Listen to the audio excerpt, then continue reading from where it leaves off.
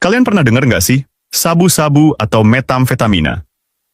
Eits, jangan langsung mikir negatif dulu. Sabu-sabu ini ternyata punya sejarah panjang yang kelam dan mengejutkan.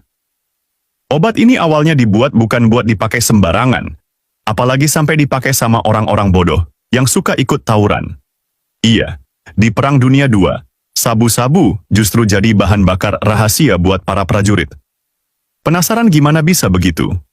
Yuk, kita bongkar sejarah sabu dari awal. Awal mula munculnya sabu nih sebenarnya diciptain di Jepang oleh seorang ilmuwan bernama Nagai Nagayoshi. Tahun 1893, dia berhasil menemukan zat ini, walaupun saat itu belum benar-benar dimanfaatin secara luas. Nah, hampir 40 tahun kemudian, tahun 1934, seorang kimiawan Jerman bernama Fritz Hauschild ngegubah zat ini jadi sesuatu yang beda. Fritz menciptakan bentuk baru dari metamfetamina atau sabu-sabu yang kemudian dikenal sebagai pervitin. Disinilah cerita kelam sabu mulai terkuak. Sabu-sabu atau pervitin ini jadi booming di Jerman, bukan cuma di kalangan sipil, tapi juga di militer. Bahkan, pemerintah Nazi sampai resmi ngasih sabu-sabu ke tentara mereka.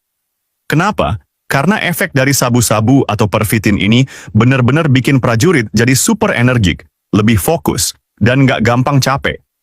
Bayangin aja, tentara yang seharusnya udah lelah, malah jadi mesin yang bisa terus tempur berhari-hari tanpa istirahat. Mereka jadi semacam prajurit tanpa batas.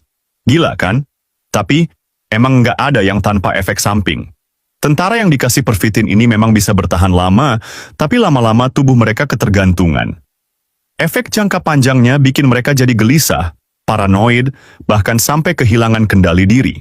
Banyak yang akhirnya nggak kuat mental.